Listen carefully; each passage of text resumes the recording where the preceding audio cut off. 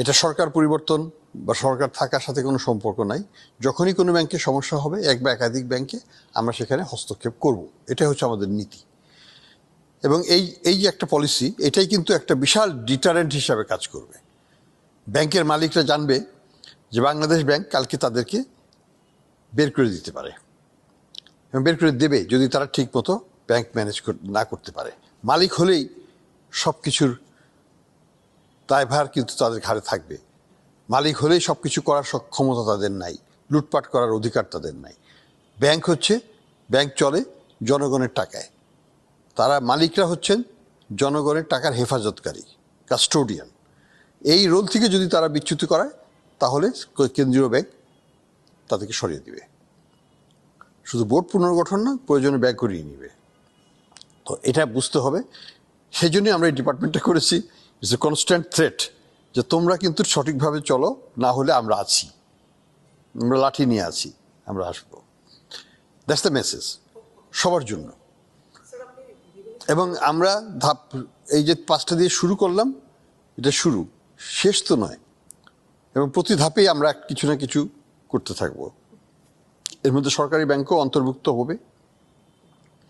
কিছু সরকারি ব্যাংক আছে যে একেবারে দেউলিয়ার পর্যায়েই বলা যায়, সেটা ভালো অবস্থায় আছে। তাদের সাথে এক ধরনের মার্জিং করে হয়তো আমরা এটা করতে পারবো। বাট সেখানে সরকারের সাথে আমাদের আলোচনা এখনো সেইভাবে হয় নাই। আমরা কিছু প্রক্রিয়াগত প্রস্তুতি নিচ্ছি।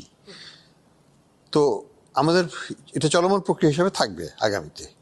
আমরা একটা অ্যাসেসমেন্ট করে ফেলেছি অলরেডি। আমাদের অ্যাসেসমেন্টে বের হয়ে আসছে যে অন্ততপক্ষে 15টা আর্থিক প্রতিষ্ঠান সম্পূর্ণভাবে অচল, তাদের কোনো সক্ষমতা নাই।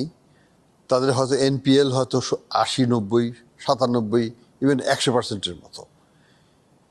আমরা এইসব প্রতিষ্ঠান গোটা দশেক বাদে বাকি 20টা প্রতিষ্ঠানকে আমরা নোটিশ পাঠিয়েছি যে কেন তোমাদের লাইসেন্স আমরা সাসপেন্ড করব না, শোকজ করা হয়েছে। তারা তাদের নোটিশের জবাবও দিয়েছে।